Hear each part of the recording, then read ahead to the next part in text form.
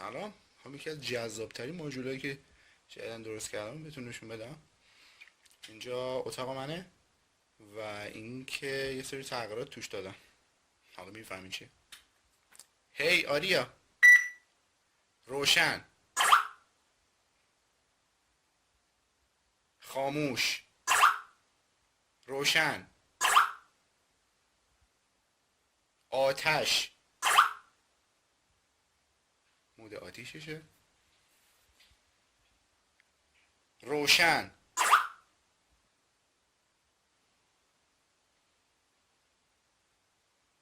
چشمک زن،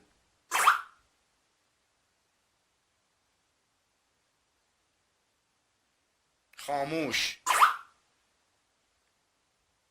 فدرال،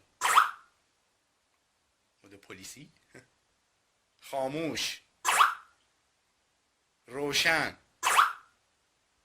و یکی از علایق من عاشقانه.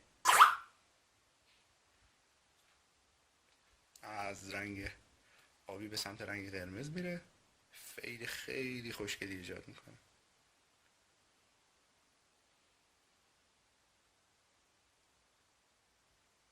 واسه که با کلمات دیگه هم قاطی نشه یه کد برای خارج شدن از قضیه داره.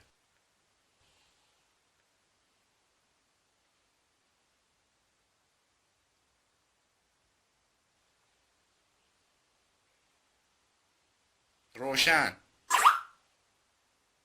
خاموش،